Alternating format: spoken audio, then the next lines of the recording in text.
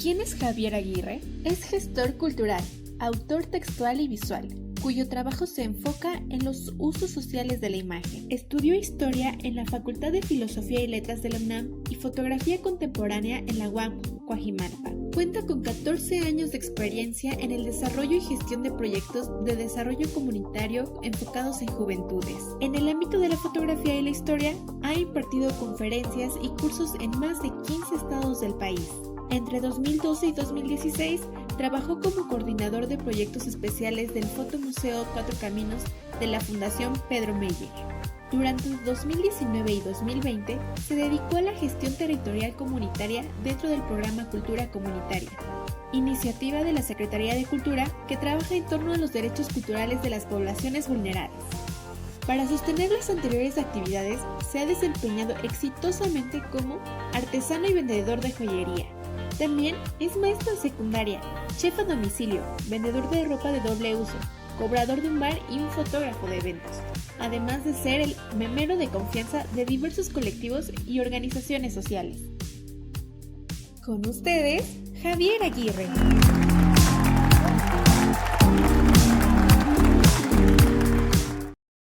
Hola, ¿qué tal? Bienvenidas, bienvenidos a esta charla que vamos a tener el día de hoy, que se llama Black Mirror o el espejo de obsidiana, entre lo global y lo local, la construcción de identidad en las comunidades en la era digital, ¿no?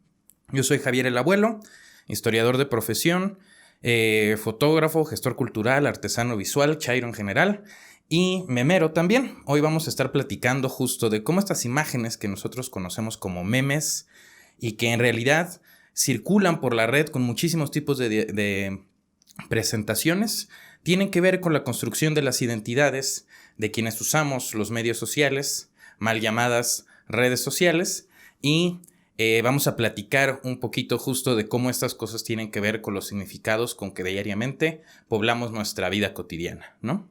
Les invito entonces a que pensemos primero en una de las tres preguntas generadoras que mostramos como inicio de la charla, ¿no? La primera sería pensar ¿qué tienen en común un cazador o cazadora? Pensemos en una forma tradicional de caza, ¿no? No en estas personas del siglo XIX, XX que le tiran con escopetas a los animales en peligro de extinción o los llevan a la extinción. Pensemos más bien en un cazador o cazadora de una tribu o de un estilo de vida más tradicional, en donde la cacería tiene que ver con seguir un rastro de un animal y identificar las huellas que va dejando y los indicios que va dejando para poder darle caza. ¿Qué tienen en común un cazador o cazadora de este tipo con Sherlock Holmes o con una médica o con una persona que hace memes? La respuesta a esta pregunta tiene que llevarnos a pensar en algo que el académico italiano, el historiador italiano Carlo Ginzburg, llamó el paradigma de inferencias indiciales. En este libro él habla de cómo a lo largo del siglo XIX aparecen distintas profesiones o se profesionalizan distintas prácticas que van a tener base en una forma distinta de leer la realidad.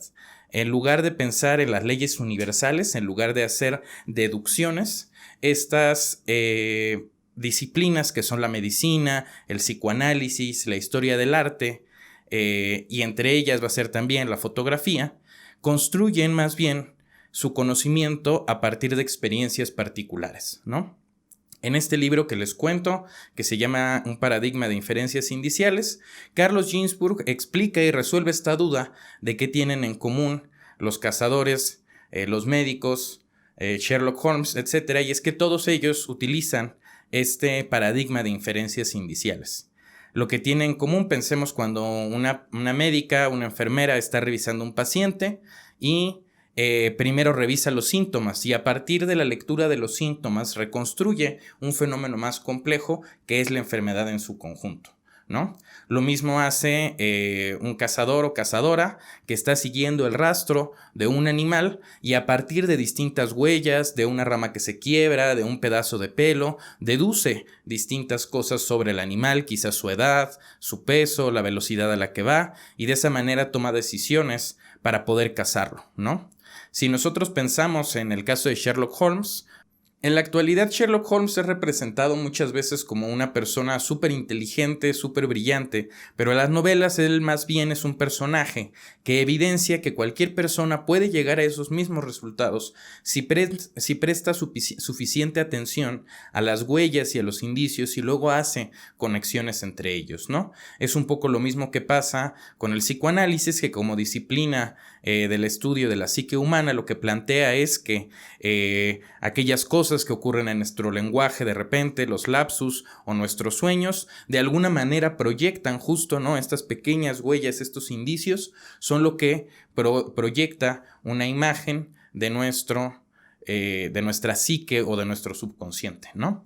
Todas estas cosas tienen en común justamente el que responden a este paradigma de inferencias indiciales, ¿no?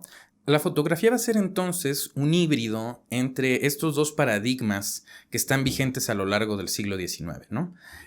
Joan Fontcuberta, en El beso de Judas, con un título muy acertado, habla justo de esta especie de traición que existe entre la fotografía y sus audiencias, porque por un lado pertenece al paradigma positivista que nos indica que lo que uno ve en el encuadre es la realidad, ¿no? Una fotografía dice más que 1000 palabras, es una imagen infalible, no depende tanto del fotógrafo. Sí, el fotógrafo pone la mirada, pero la cámara es quien hace la foto, ¿no?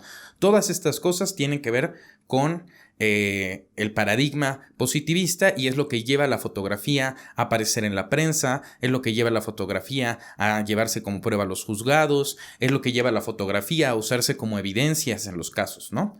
Al mismo tiempo, la fotografía tiene dentro de sí misma una serie de problemas o de temas intrínsecos de los cuales no se puede desprender y que justamente hacen que esta representación que aparentemente es fidedigna de la realidad no lo sea, ¿no? Esto es justamente lo que Fontcuberta describe, les digo, en El beso de Judas y tiene que ver con el sesgo radical que genera la fotografía a partir de quién toma la imagen, ¿no? De quién es el autor o autora de una fotografía, con qué dispositivo se hace, pero también con todo el contexto social, político, tecnológico incluso, del momento en que se realiza y difunde la toma fotográfica, ¿no? Entonces vamos a ver que ninguna fotografía tiene un significado único a lo largo del tiempo, sino que esta va cambiando a partir del uso que las sociedades le dan y al mismo tiempo que una misma fotografía, sin importar cuán efectista o directa sea, siempre puede ser leída de maneras distintas por las audiencias, porque en este mismo juego de que nosotros vemos la realidad en la fotografía, vamos a proyectar nuestra realidad en la fotografía, ¿no? Vamos a leerla siempre como en relación a nuestras propias experiencias, ¿no? Y ahí es donde se cruza con el paradigma de inferencias indiciales. Como les decía hace rato, Ginsburg explica cómo es que estos distintas disciplinas, la cacería, la medicina, el psicoanálisis, tienen en común encontrar evidencias, y lo otro que señala es que esas evidencias solamente cobran sentido a partir de los relatos particulares de las personas, ¿no? A partir de las experiencias únicas. Es la idea de que en lugar de construir deducciones positivistas, en lugar de construir grandes leyes lógicas que emanan de lo general, se construye a partir de lo conjunto, de lo particular, de las cosas que se unen y se analizan a detalle y que solo se articulan y tienen sentido a partir de lo único, de lo propio o de lo identitario, ¿no? Cuando nosotros revisamos qué tienen en común Sherlock Holmes, una practicante de medicina, un cazador, ¿no? Y aventamos ahí en medio al memero, estamos tratando de pensar en esto también, ¿no? ¿Qué tienen que ver los memes con el paradigma de inferencias indiciales? Como les decía, esta es una de las preguntas generadoras que queremos responder, porque más adelante vamos a hablar cómo es que los memes implican necesariamente este mismo ejercicio en donde nosotros vemos pequeños indicios, huellas, en donde nosotros volcamos después nuestra propia realidad. Y es sobre esa realidad de la que nosotros vemos en el meme, de la que nos gusta que el meme hable. ¿no? El meme nos apela, el meme nos llama porque nos vemos a nosotros mismas o nosotros mismos dentro de esa imagen representada a partir de algo que nos es común con otras personas. Y esto nos lleva a la segunda pregunta generadora que teníamos el día de hoy.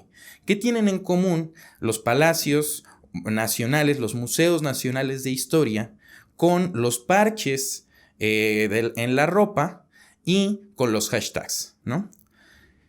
Vamos a hablar en este momento justo de cómo estas tres cosas han servido para generar identidades entre personas que no necesariamente se identifican como parte de una comunidad, pero que lo forman, y por lo tanto, cómo estos mecanismos sociales se convierten en, de hecho, aunque parecen simplemente ser o un tipo de museo o una moda en la ropa o un uso actual del internet, se convierten en realidad en grandes articuladores de estas comunidades que existen en la realidad, aunque se muevan en términos virtuales o en términos imaginarios.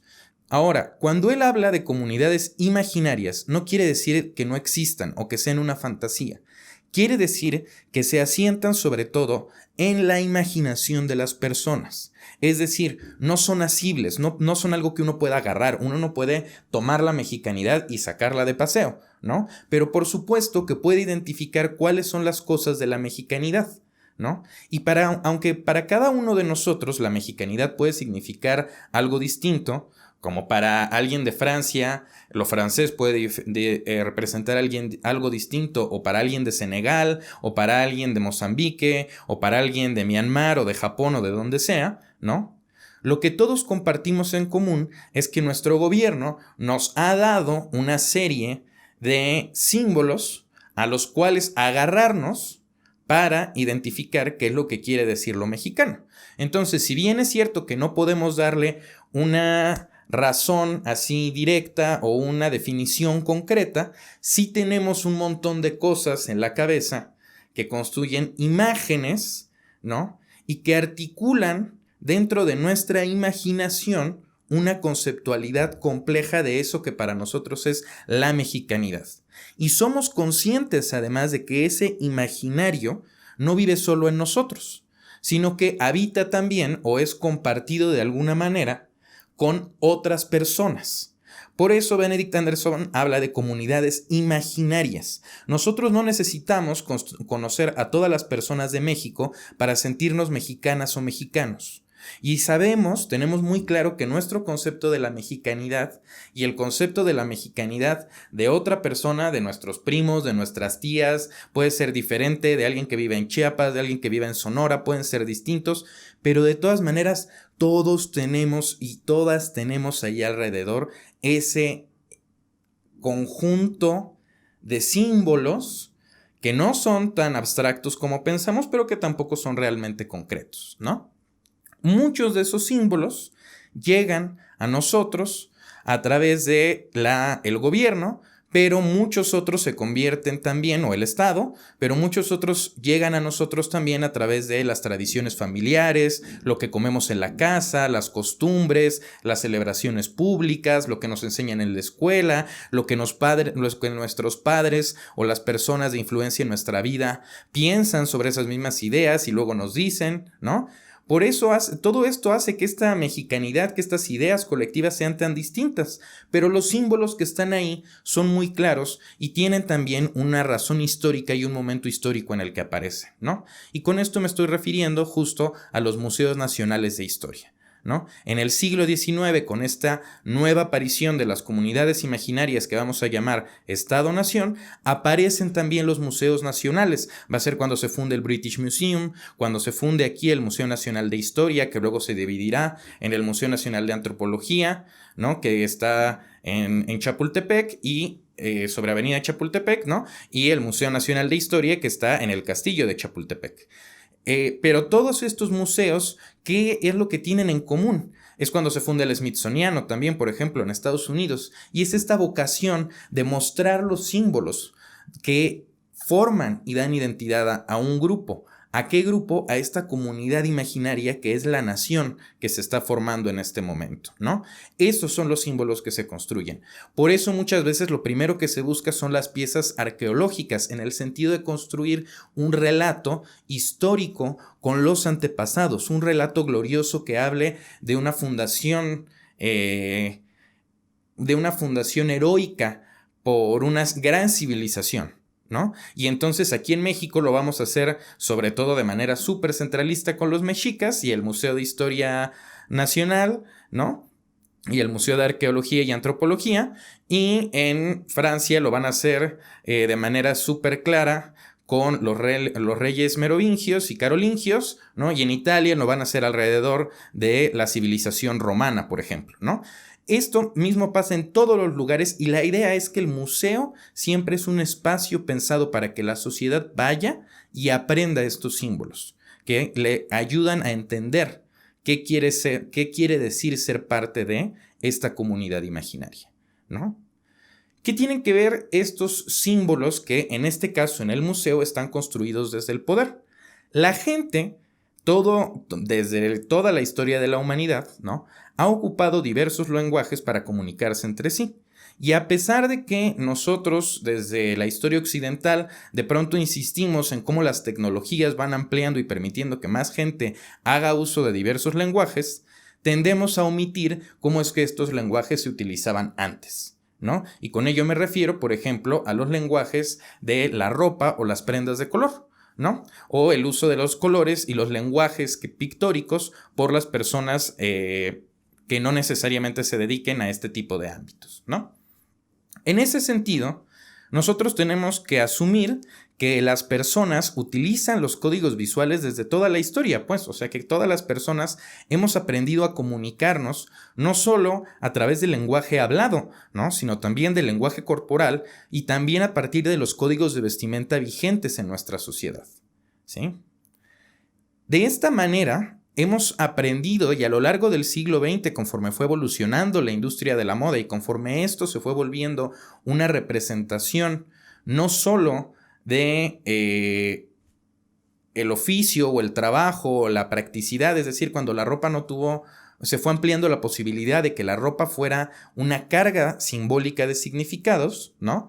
La gente misma empezó a adoptar la forma de vestirse como una forma de construir comunidades, ¿no? Es decir, empezamos a vestirnos de cierta manera para que nos identifiquen con cierto grupo de personas, ¿no? Y esto es algo que ocurre de manera primera, no necesariamente desde el poder pensado como el gobierno, pero sí de la hegemonía, ¿no? Por ejemplo, el pensar en cómo empiezan a ponerse de moda cierto tipo de faldas o cierto tipo de medias a partir de que la hegemonía victoriana y francesa del siglo XIX empieza a mandatar mayores restricciones sobre el cuerpo de las mujeres y entonces como respuesta a ello, ¿no?, hay una serie de prácticas, vestimentas, etcétera, asociadas al cabaret, el cancán, etcétera, ¿no?, que van a cambiar la forma en que se utiliza la ropa.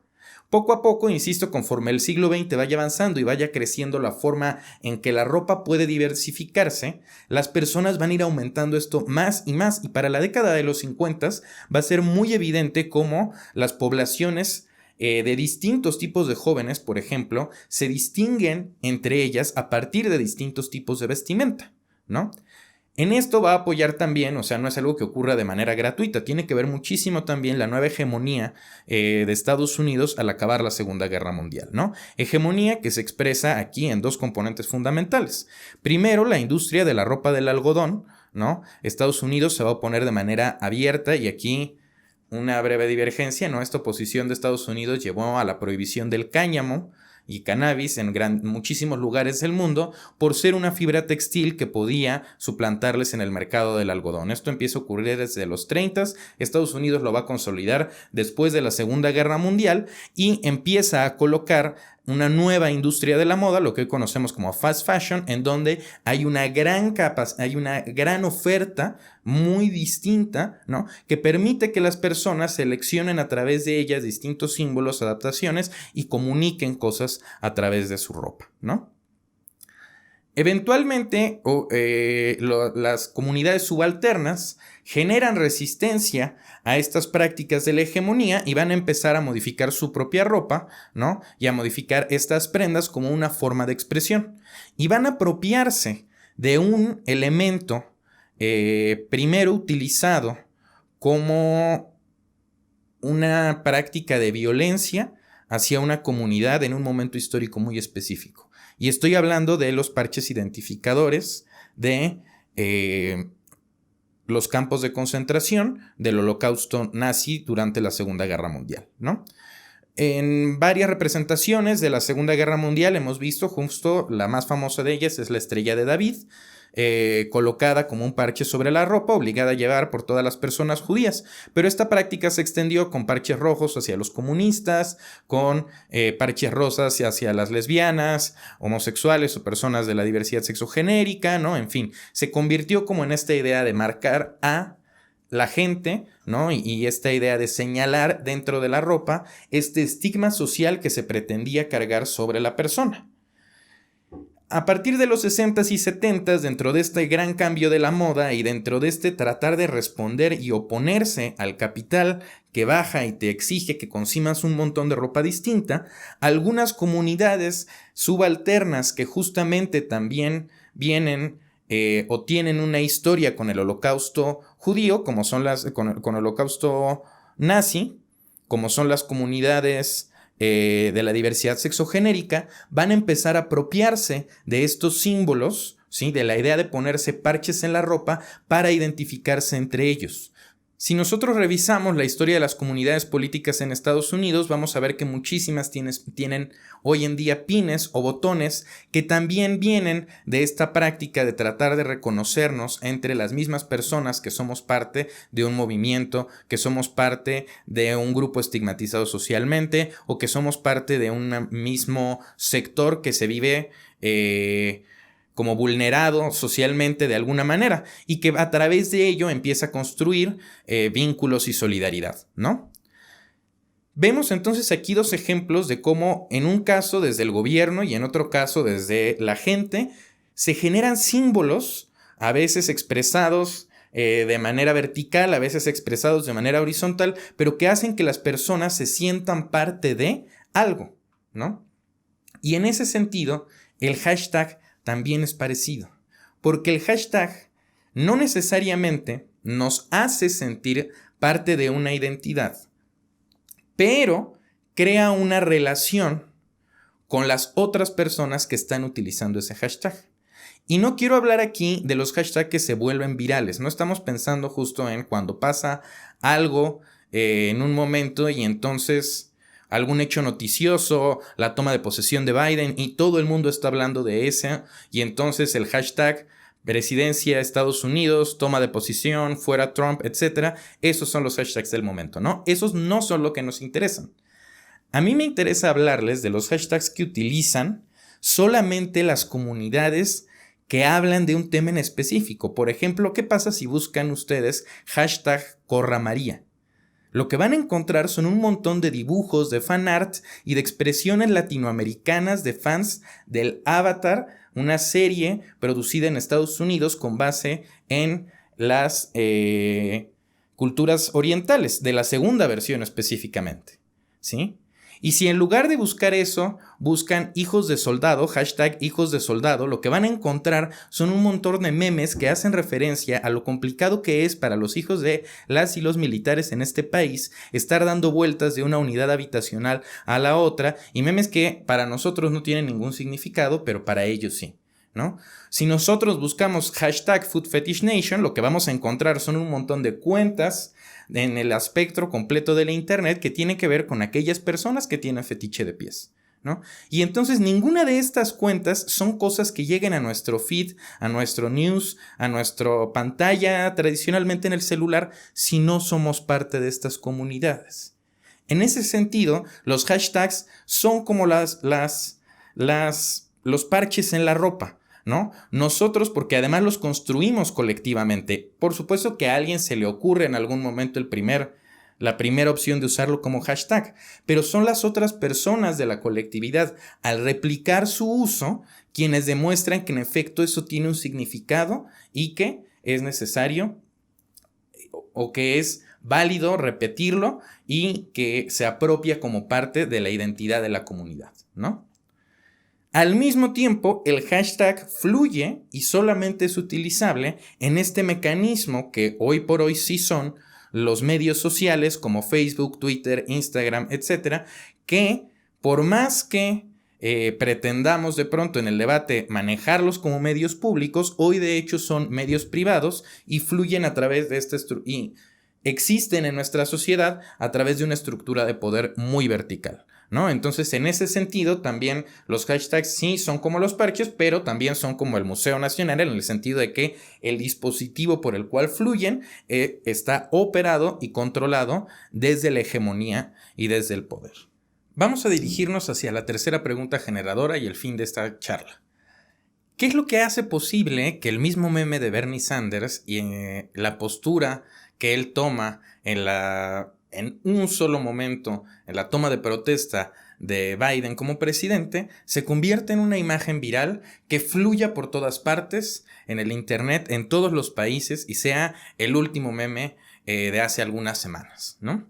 ¿Qué tiene que ver todo esto con justo las comunidades, los significados y los paradigmas de los que hemos estado hablando? Hace un par de días, Naomi Klein, una activista, periodista y académica canadiense, hizo un análisis que ustedes pueden encontrar en página 12 del periódico argentino sobre los distintos significados que había tenido este meme y la imagen de Sanders para distintos elementos o distintas audiencias alrededor del mundo, ¿no? Si bien el análisis de Klein es muy acertado en el sentido de que se enfoca en la idea de lo que representa esa imagen como un cúmulo de símbolos alrededor de la política, ella solo se enfoca en lo político. Es decir, todo su análisis está centrado en la identificación de Bernie Sanders como una persona política, como un personaje del mundo político. Nunca hacen la abstracción de sacar a Bernie de Bernie mismo, que es justamente lo que hicimos todas y todos nosotros en los memes. En todas las versiones que empezaron a aparecer, Bernie Sanders aparece en distintas circunstancias, pero en todas y en cada una de ellas siempre hace sentido. No importa si es como protagonista de un talk show infame de la televisión mexicana, no importa si es como protagonista de un frame de una película, en una escena en la que participa la muerte en una película de Ingmar Bergman, no importa si está suplantando a Carlos Salinas en una famosa foto con los intelectuales mexicanos de su sexenio, tampoco importa si es en la fila de las quesadillas en el metro de la Ciudad de México, en una película de Hayao Miyazaki. Todas estas cosas nos dicen siempre lo mismo, y nos lo dicen no por Bernie Sanders, sino por su postura. La fotografía, así como abreva de estos dos tipos distintos de paradigma, va a representar un rompimiento brutal en la forma en que los seres humanos nos comunicamos a partir de la visualidad. Y uno de los grandes quiebres que va a generar es que va a democratizar la representación de las posturas y del lenguaje corporal en la visualidad que está presente en la vida cotidiana, ¿no? Nosotras, las personas, cada vez más y más y más vamos a empezar a representar y a representar y a representar, y si bien las primeras fotografías del siglo XIX de la gente son muy tiesas e imitan las formas de la pintura, poco a poco nos vamos a ir flexibilizando y vamos a ir acomodándonos en distintas poses y vamos a ir representando y comunicando distintas cosas para la foto.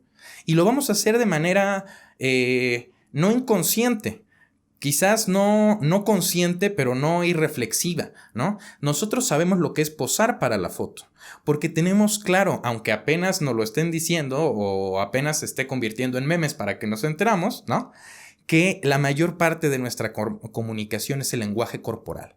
Sí, uno puede estar diciendo muchísimas cosas a través de la voz, pero el lenguaje corporal, los gestos, la postura y lo que socialmente se te haya enseñado sobre eso nosotros lo leemos y lo interpretamos en muchísimas formas y lo hacemos todo el tiempo y de manera casi automática. No lo hacemos de manera natural, por supuesto que no, es socialmente aprendido, pero sí lo vamos ejercitando de manera empírica en nuestra vida hasta un momento en donde ya ni siquiera necesitamos explicarlo, simplemente lo utilizamos como conocimiento y lo movemos. Esa capacidad de lectura del lenguaje corporal, nosotros la volcamos a la fotografía. Y cuando vemos la representación de una fotografía de una persona, ¿sí?, leemos ese lenguaje corporal también. A partir de ahí, el resto de significados, como decíamos, siempre tiene que ver en la fotografía con lo que nosotros hemos vivido. La fotografía nos habla, sí, en el contexto en el que estamos inmersos, pero también a partir de nuestras propias experiencias. Cada persona ve cosas distintas en cualquier tipo de imagen. ¿Qué pasa cuando una misma imagen se ve colectiva y masivamente? Como es en el caso de la postura o la imagen de Bernie Sanders en la toma de posesión de Biden. A partir de lo que ha implicado la revolución digital, que es la transversalidad de los lenguajes, en términos de posibilitar que los distintos lenguajes que antes existían separados, ¿no? La fotografía, el video, la música, el texto, el medio por el cual tú te enteras de ellos, la prensa, etc. Ahora todo eso está en código binario y fluye en un mismo lenguaje y permite esa transversalidad de la que hoy nos movemos digitalmente, ¿sí? Cuando colectivamente voltemos a ver a una imagen, esa misma transversalidad se echa a andar. Pero, justamente, al estar nosotros como sociedades occidentales sobre todo, tan acostumbrados a la fotografía, porque la fotografía se volvió el medio de representación del siglo XX, ¿no? Y todas las personas generamos fotografías y aprendimos a ver fotografías, y sobre todo, cuando dimos el vuelco a lo digital, antes de haber memes, había fotos. La foto, ¿sí?, que replicó en el siglo XX y XIX las viejas formas de representación de la pintura, luego le hizo lo mismo a los memes. Y los memes primeros replicaron las mismas formas de la fotografía, en la idea, por ejemplo, de asociarlo a una línea de texto.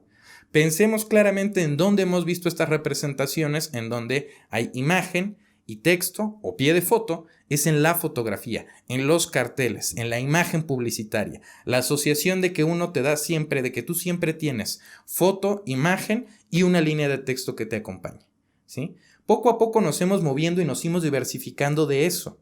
Pero esto también ha generado algo muy importante, porque detrás de esa práctica de acompañar un texto, de acompañar con un texto, en realidad está un símbolo o una instrucción, más bien, que le da la persona que produjo la imagen a quien la está viendo. Está poniendo un ancla, que al mismo tiempo es una flecha que señala y dirige a algún lugar. Y te dice, tienes que voltear hacia allá, ¿sí? El sentido del mensaje es hacia allá. Ese tipo de lectura que nosotros aprendimos a hacer, de encontrar el ancla y a partir de ahí interpretar, nos lo ha venido enseñando la fotografía colectivamente y lo hemos venido socialmente construyendo y aprendiendo en los últimos 120 años y particularmente en los últimos 30 a partir de la fotografía digital. Pero eso implica que cuando vemos ahora una imagen, hacemos la misma operación conceptual siempre. Y entonces buscamos el ancla y a partir de esa ancla construimos todo lo demás y lo poblamos de significados. En el análisis de Naomi Klein podemos ver justo el ancla cuando se fija en lo político. Pero en todas las otras imágenes que hemos visto de Bernie Sanders y que siguen apareciendo en pantalla y que tienen todas estas diferentes apreciaciones, lo que vemos es que el ancla es la postura de Bernie. La forma en la que él está sentado, con los brazos cruzados, y lo que todas las sociedades occidentales leímos en ese momento y frente a esa postura es alguien que está en un lugar donde no quiere estar. Y ese significado lo repetimos Y como cuando estamos con un grupo de amigos y alguien cuenta una travesura de la infancia o una anécdota chusca y uno cuenta la propia para formar parte del sentido de la comunidad, replicamos el meme y lo llenamos de esos espacios en donde nosotros dijimos, ahí es un espacio donde uno no quiere estar y te obligan a estar. Y eso es lo que hace que cuando una persona ve el dibujo de la fotografía de Bernie Sanders, pero con el estilo de Hayao Miyazaki en un frame específico de la película, identifique justamente por qué si va en ese frame y no en otros. De la misma manera que ocurre con la película de Bergman, con la fotografía de los intelectuales con Salinas, o con el frame en donde se muestra a Bernie Sanders como parte de este cómic clásico de Watchmen, ¿no? Esta posibilidad de que la imagen circule a tantos niveles entre todos nosotros es justo porque colectivamente hacemos esta operación de poner un ancla y a partir de ahí construir. Y construimos en comunidad y la vamos dotando de sentidos y la vamos replicando entre nuestros círculos de amigos que les gustan las mismas características o fueron a la misma carrera y entienden las mismas referencias de las mismas políticas o forman parte del mismo partido o visión o forma de entender el mundo y replicamos pero construimos entre ellos comunidad entre nosotros porque lo que estamos haciendo es replicar no solo algo construido desde afuera, sino utilizando ese mecanismo que tiene esa capacidad de transversalidad, la estamos llenando de nuestros propios significados. En ese sentido es muy importante que pensemos y que distingamos que los medios sociales no son lo mismo que las redes sociales. Los medios sociales son estas plataformas digitales a las cuales nosotros accedemos a través de nuestro perfil de usuario y de un dispositivo, generalmente el smartphone, pero puede ser la computadora u otro. Las redes sociales son los vínculos existentes entre nosotros y que sostienen lo anterior. Los medios sociales funcionan encima de las redes sociales. Volvamos para cerrar al título de la conferencia, Black Mirror o el espejo de obsidiana. Black Mirror, esta serie canónica que ha reflexionado sobre las implicaciones de la vida tecnológica en la era contemporánea, está haciendo una reflexión de cómo nosotros nos miramos en el espejo negro de la pantalla. Eso es lo que el título trata de referir a nosotros, ¿no? La idea de un espejo negro donde nosotros nos estamos viendo reflejados todo el tiempo. Al mismo tiempo, si vemos la leyenda de Tezcatlipoca y la relación que dan las culturas mesoamericanas al espejo de obsidiana, veremos que este espejo negro, estos espejos que tenían los gobernantes y que cargaba el dios, era de alguna manera la posibilidad de ver hacia otros mundos, de entrar en contacto con otros seres, con otras dimensiones de lo espiritual. Vemos aquí dos analogías que por pura casualidad coinciden en términos de que refieren algo similar, ¿no? En términos de que el espejo de obsidiana es de hecho negro y Black Mirror quiere decir espejo negro en inglés. Pero lo que estoy tratando de evidenciar con esto es cómo pueden existir estos ámbitos coincidentes sin importar cuán dispersos y que qué tan lugares tan distintos vengan. Las redes sociales, los medios sociales, la interacción en la era digital, se trata de estos grandes cruces transversales que nos dan el que nosotros poblemos las cosas de significados. Durante el siglo XX vimos cómo la creación de identidades y cómo la defensa de nuestras identidades tenía que ver mucho con abrazarnos entre nosotros, pero también con la idea de distinguirnos de los demás.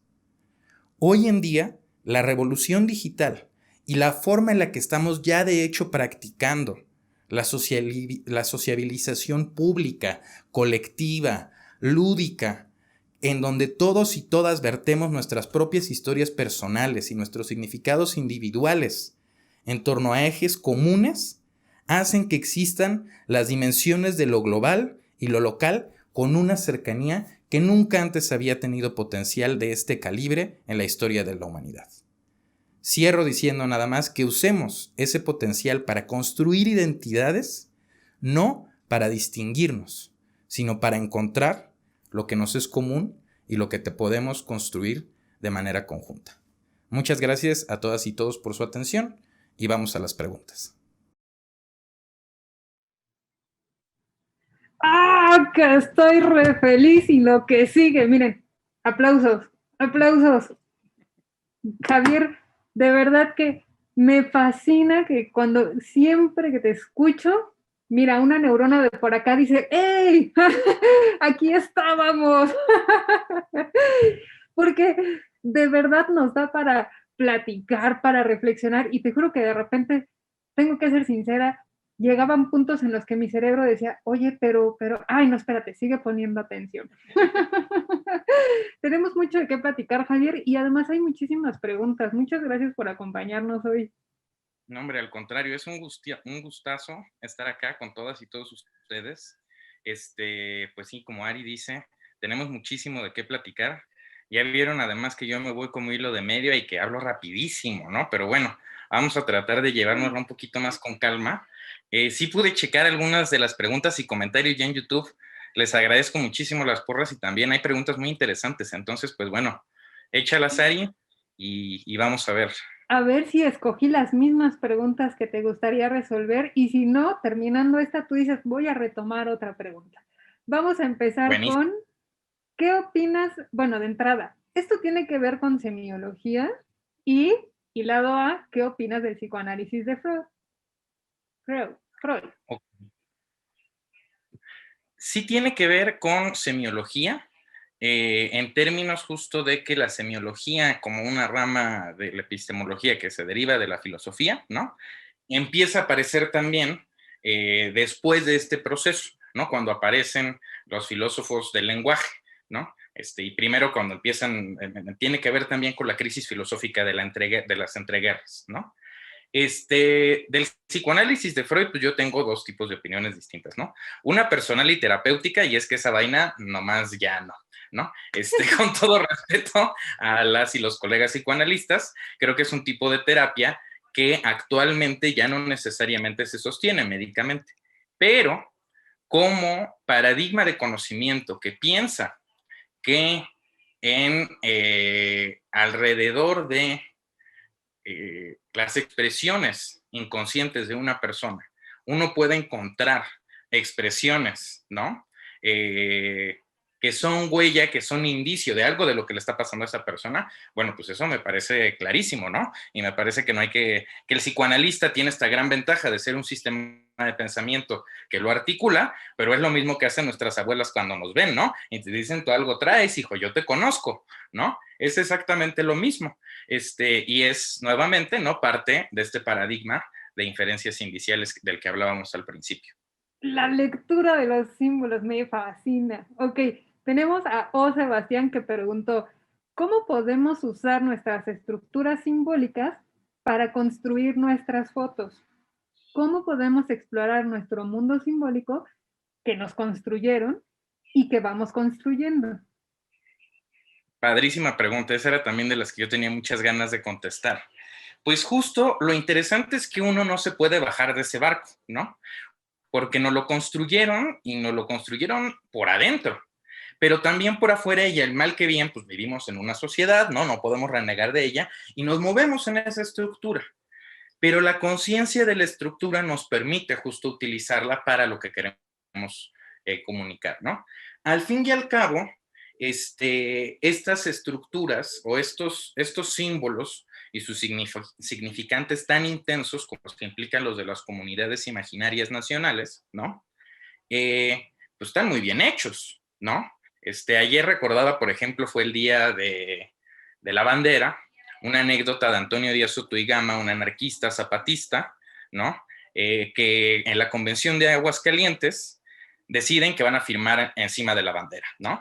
Y él, como buen anarquista, pues va y les dice, oigan, pues, ¿qué les pasa, no? Esta es la bandera de Iturbide y la bandera de la reacción y la patria será la patria, pero ni madres que vamos a firmar ese trapo, ¿no? Y que todo el mundo saca sus pistolas y se los pone en caliente, ¿no? Y le dice, a ver, maestro, ¿cómo que eso es un trapo, no? O sea, aquí tú serás muy anarquista y la madre, pero, y entonces el güey se echa para atrás y dice que al ver a tantos hombres respetuosos y tan importantes y tan justos defender esa bandera, había entendido por fin que significaba mucho más de lo que él alcanzaba a ver en su propio pensamiento académico, ¿no? Y lo mismo pasa acá, ¿no? O sea, todos y todos los mexicanos, cuando vean un águila devorando a la serpiente, van a tener el mismo referente. ¿Cómo usamos esas estructuras entonces? Haciéndonos conscientes de que son vasos comunicantes. O sea, si nosotros nos damos cuenta, volviendo al tema de las anclas, de que hay un ancla que está muy bien puesta, o sea, que hay un ancla que siempre va a llevar al mismo significante, ¿no?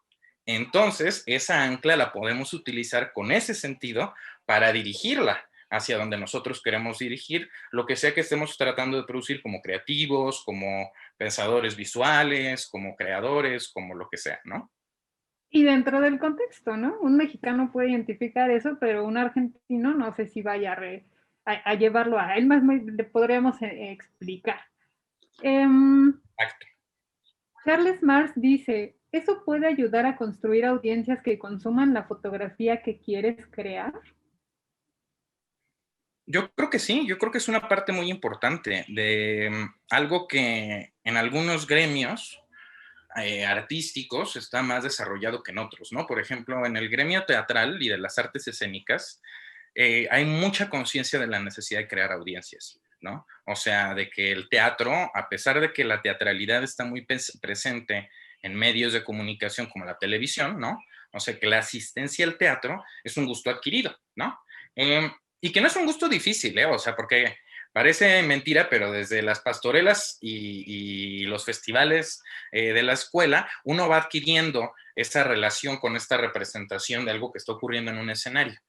Pero las personas que hoy contemporáneamente se dedican al teatro tienen muy claro esto de, pues es que hay que formar audiencias, ¿no? O sea, porque a nadie le gusta esta madre, ni modo que nos dediquemos a otra cosa porque esto vale mucho la pena, entonces hay que dedicarle chamba a construir esas audiencias. Y yo creo que como gremios fotográficos sí nos falta cobrar esa conciencia de la importancia de construir audiencias, pero ahí hay que tener mucho cuidado porque no hay que ser dogmático ni verticalista tampoco, ¿no? O sea, no se trata de llegar y decirle a la gente, ¿no? Así como, miren, es que esto debe ser la foto y así les tiene que gustar, ¿no?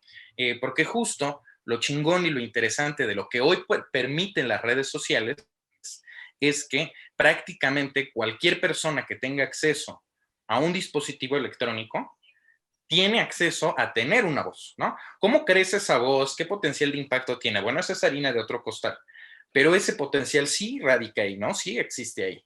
Entonces, sí, claro que pienso yo, debe de usarse para que como comunidades artísticas, creativas, profesionales también, marquemos una línea en términos de, oigan, pues hay que generar a las audiencias que les guste esto, pero también esto tiene que venir con una conciencia de lo que le gusta a las audiencias, ¿no? Lo que las audiencias reclaman de nosotros, ¿no? Claro que sí, sí, no, hay que estar mirando que estamos dentro, inmersos en todo, ¿no? Somos parte de todo.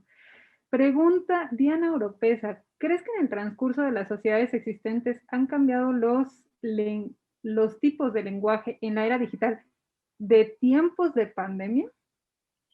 Sí, incluso hay, alguien comentaba por ahí en el chat que sabemos que el lenguaje corporal es transversal y universal. Sí, pero no. Más bien son versiones, o sea, en todos lados se habla el lenguaje corporal, pero vertientes específicas en cada una de las regiones y de los países, ¿no? Y en ese sentido, justo quienes se han dedicado desde el ámbito de la comunicación a analizar cómo funciona el lenguaje corporal, tienen muy identificadas ya el impacto que está teniendo el tipo de comunicación digital que permite la pandemia, ¿no? O sea, por supuesto está increíble esta posibilidad de diálogo, hay 300 personas escuchando ahorita, ¿no? O sea, quién sabe dónde diablos las hubiéramos metido en un auditorio, y pues está el tema ineludible, además de que está la pandemia, ¿no? Si nos juntamos hay riesgo de que nos muramos y eso es muy mala opción. Entonces, el tema es que ya, o sea, sí hay instituciones, sobre todo en el Reino Unido, en Alemania, que están desarrollando estudios. ¿Por qué? ¿Qué tipo de acotaciones pone esto? Primero, las que tienen que ver con el framing, ¿no?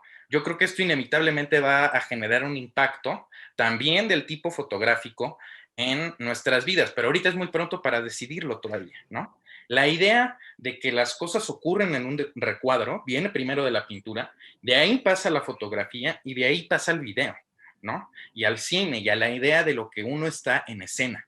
Y ahora estamos todos tratando de construir nuestra propia escena.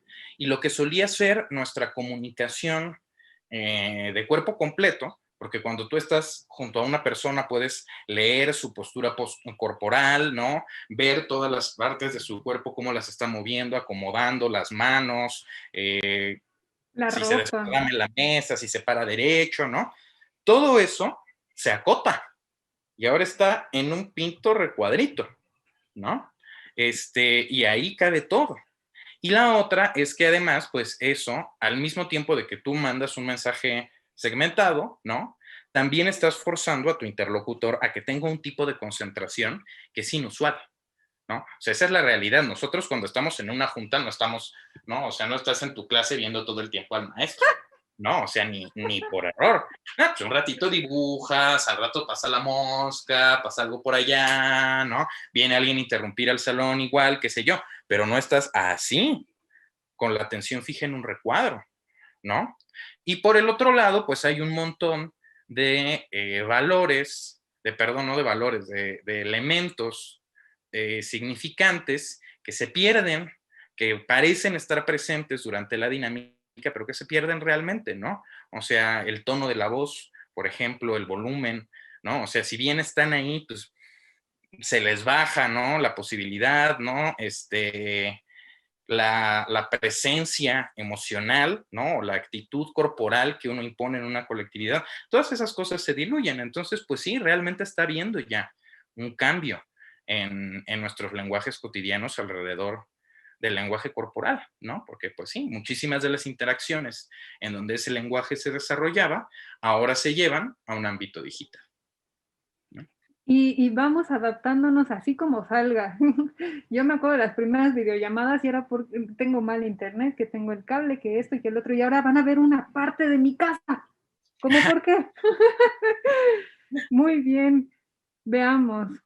También nos dice Víctor M. Sánchez, sobre los memes, en cierto sentido, el sistema mismo los necesita. El problema es el segmento visible y quién los nombra. Pero la réplica no contiene en sí misma un principio de veracidad como su fuente, ¿o sí? ¿Me puedes leer la última parte, la réplica? Sí.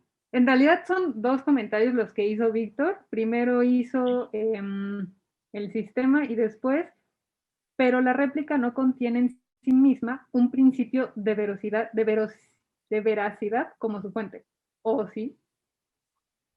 Yo creo que depende de cada meme.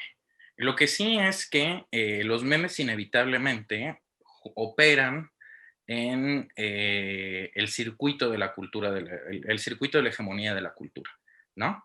Ahora sí me voy a poner muy académico y chairo, disculpen, pero Gramsci describe esta dinámica, no solo cuando habla en sus cuadernos de la cárcel, no tanto cuando habla de los intelectuales, sino cuando habla de la relación que hay entre los intelectuales orgánicos y los objetos de la cultura popular, ¿no? Resumiendo y parafraseando un chingo, vamos a decir que Gramsci lo que dice es que al interior de la cultura popular, ¿no? O sea, al interior de la cultura, con los medios de producción de la cultura, perdón, con los medios de producción de las clases populares, con sus sistemas simbólicos, con sus propias prácticas culturales, se producen elementos, ¿sí? Que enfrentan o desafían de alguna manera a la cultura hegemónica, a la cultura que se construye desde el poder. Y que entonces, inevitablemente, en el proceso de negociación que el capital ha generado y que la hegemonía ha generado para mantenerse viva, entiende que tiene que entrar en diálogo con esto. Y entonces, inevitablemente, se lo come, ¿sí? Y lo regurgita sobre las clases populares, como una nueva forma, o contra las clases contraculturales, como una nueva forma de hegemonía, ¿sí? Y a la vez, inevitablemente, las clases populares, porque la gente no es tonta, la verdad, no es que se trague todo lo que le mandan, inevitablemente vuelve a generar resistencia, ¿no? Y entonces vuelve a construir un elemento contracultural ante el cual inevitablemente de nuevo, ¿no? El capital agarrará, se comerá, convertirá en una mercancía, etcétera, etcétera, etcétera, etcétera, ¿no? El reto es justo, bueno, ¿cómo hacemos para romper esos ciclos? Y pues sí, en ese sentido, en relación a ese comentario, pues todo meme es suena como muy dramático, ¿no? Pero pues es semilla y tumba. es sí al mismo tiempo una herramienta que tiene ese potencial de desafío, de deconstrucción, de alteridad, pero pues sí está construido bajo la estructura hegemónica del poder, ¿no? Lo interesante justo es cuán democratizador puede ser, o sea, porque justo en términos de la comunicación del poder o de la comunicación pública, ¿no? Pensemos en el siglo XIX o el XX, ¿no? O sea, ¿qué potencial tenía cualquier ciudadano del mundo, ya no digamos mexicano, ¿no? Cualquier mexicano o mexicana para poner sus contenidos en la prensa, que lo puedan leer miles de personas, ¿no? Y los memes, pues quién sabe quién los hizo, pero tal cual, o sea, Juan Random, ¿no? Y eso lo ven cientos de miles de personas y sí tienen contenido y sí tienen significado y sí generan cohesión en la comunidad, ¿no? Y entonces, pues sí, o sea, insisto, no es como este doble juego todo el tiempo, ¿no? Por un lado están inevitablemente vinculados a la hegemonía, pero también ahorita, por lo pronto, ¿no? Siguen siendo fundamentalmente base popular, ¿no? Se nota muchísimo, por ejemplo, cuando las campañas de publicidad, ¿no? Tratan de usar los memes. Les sale fatal. Se ve chafísima. No, o sea, es como, ¿no? Pésima idea, porque están jugando a ser chavos, ¿no? Y pues no va por ahí, porque justo sigue siendo mayoritariamente un elemento de comunicación popular, ¿no? O sea, el meme sigue siendo de la gente común y corriente, ¿no? Claro, no, hay cosas que no puedes imitar porque su misma naturaleza es que no se pueda imitar. Exacto. Dice, Isabel Bautista, gracias por la plática. Quisiera saber, ¿cuál cree? ¿Te hablamos de tú o de usted? ¿Cuál crees que sea la limitante de los estereotipos de la sociedad para aplicar la transversalidad que nos has mencionado? Qué buena pregunta. Sí, bueno, yo soy Javier, el abuelo, pero háblenme de tú, no manches. No estoy tan... Ajá. Son muchas las limitantes, pero también son muchas las posibilidades. O sea, porque justo al fin y al cabo, todos estos contenidos y esta posibilidad de transversalidad, pues implica que de facto hay un puente de ida y vuelta, ¿no? Y pues ahora sí que uno decide qué tira por el puente, ¿no? En ese sentido, es bien interesante ver, y hay que tener mucho cuidado por lo mismo, cómo se van construyendo microuniversos en las redes sociales, ¿no? O sea, en tanto que, al fin y al cabo, o sea, las redes sociales están programadas para que conforme nosotros vamos dándoles un uso, ¿no? Conforme nosotros vamos utilizando las distintas plataformas, nuestras acciones se van registrando y se van almacenando en una capacidad de análisis algorítmico que no tiene una computadora normal, que solo tienen los servidores de esas empresas, de modo en que el objetivo central de la red social es mantenerte feliz y mantenerte ahí, ¿no? El capítulo de Black Mirror de la primera temporada que es de las redes es de miedo, ¿no? El que es como que tiene una estética muy, muy de los 50s, de modernismo interestelar, ¿no? Es sensacional, hay que verlo al respecto, ¿no?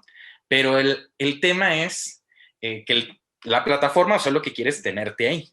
Y en ese sentido, inevitablemente, conforme uno va construyendo y moviéndose y avanzando y consumiendo contenido, va volviendo su paquete o su análisis, el análisis de sus datos, ¿no? O sea, obviamente no es que Facebook tenga así un expediente con el análisis de tus datos, ¿no? O sea, pero digamos que para la supercomputadora va siendo más fácil decir qué te tiene contento y qué te tiene ahí, ¿no? Pero ese sesgo, al ser cada vez más específico, inevitablemente te aleja de otras cosas. Entonces, ahí aguas con esas redes en ese sentido, ¿no? Porque justo el riesgo es que se van creando microuniversos en donde, ¿no? Ante esta cantidad de consumo de nuestros propios contenidos y ante este regodeo, ¿no? De la banda que piensa como tú, que le gustan las mismas madres que a ti, que le gustan, ¿no? O sea, está, por ejemplo, toda esta paranoia, ¿no? De si el celular te escucha, ¿no? Porque de pronto estabas hablando de algo y ni dijiste nada y aparece un anuncio en Facebook, chan, chan, chan, ¿no? Lamento decirles que ese es un pensamiento muy analógico, ¿no? Muy del siglo XX, muy de pensar que hay un micrófono escondido en una madre.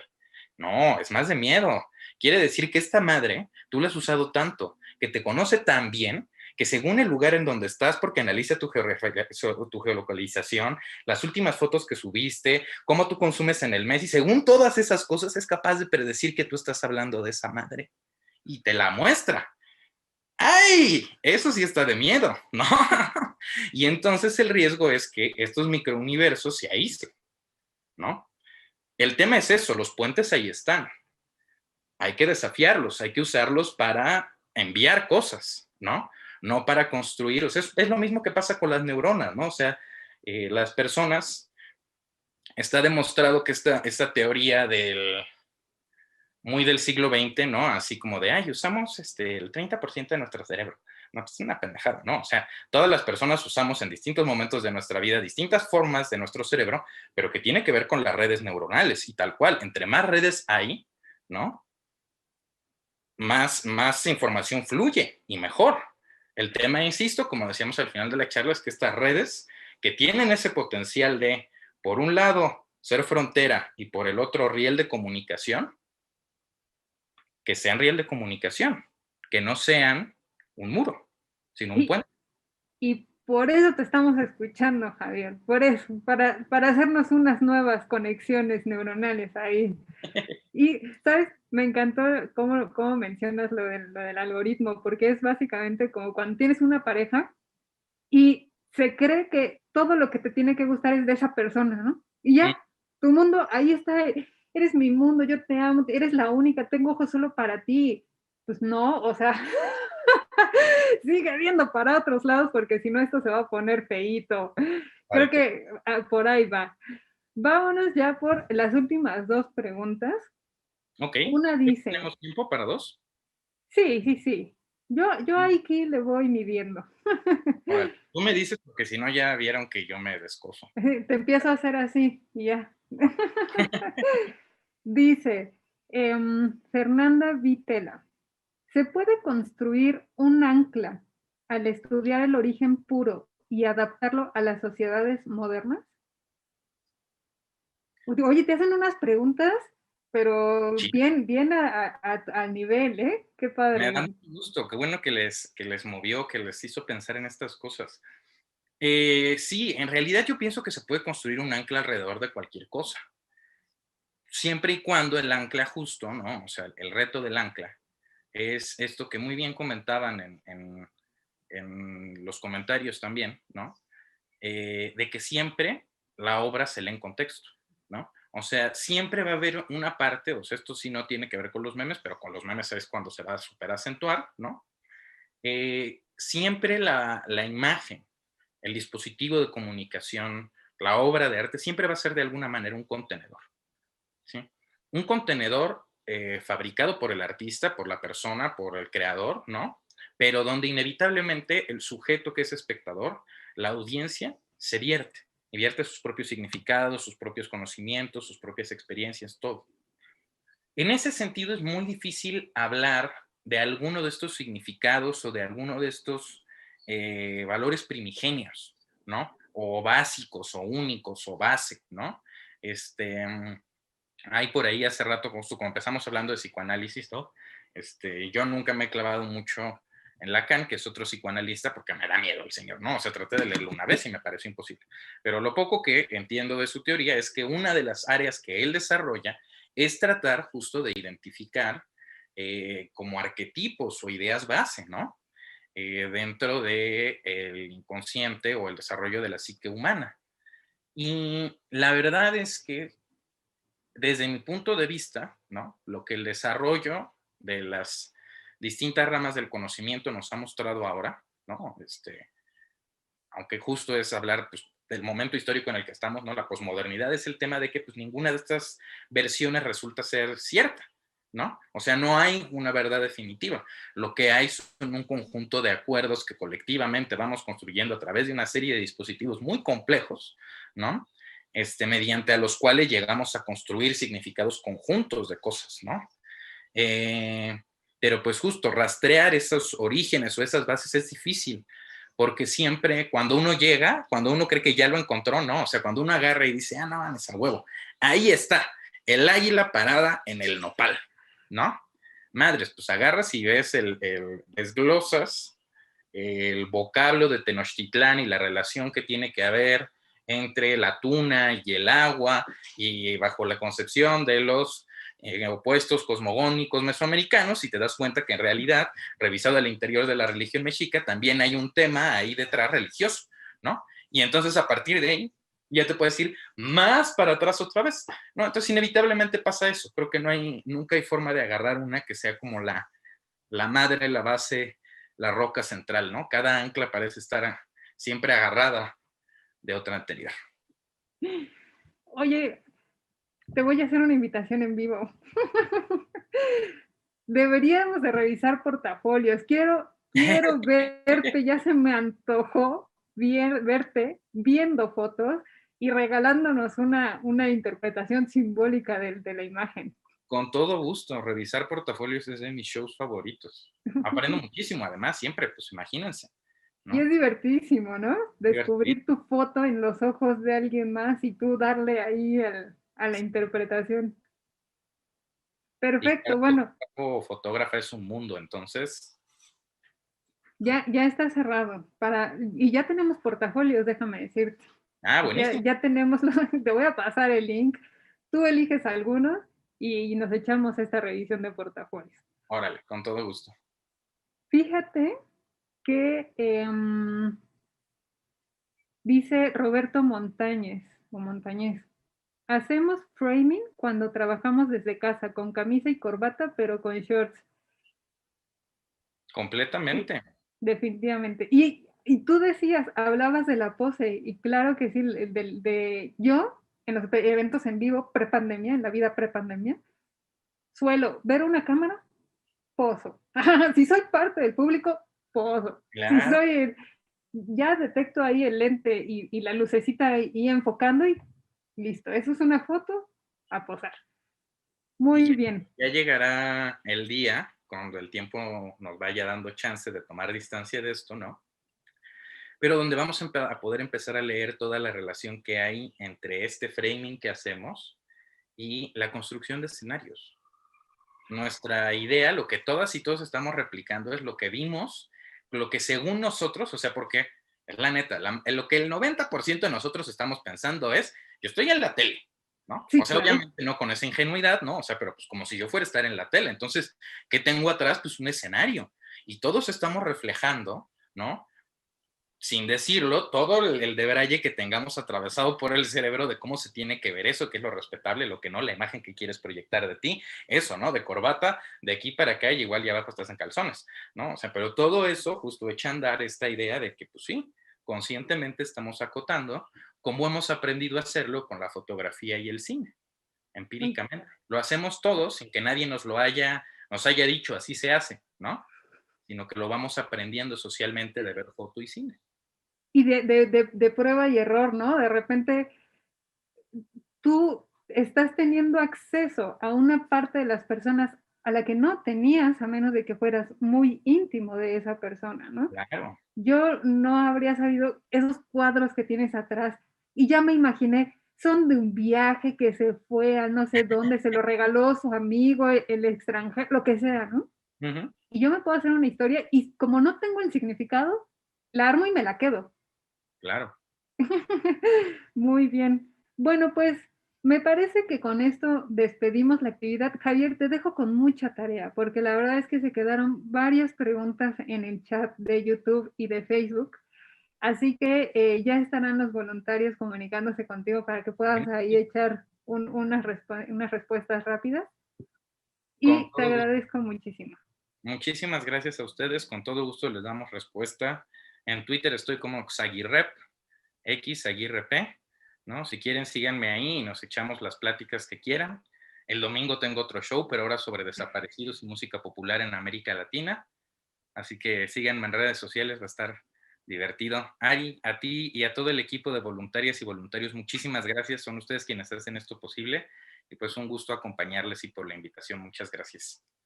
Muchas gracias, Javier. Abrazotes.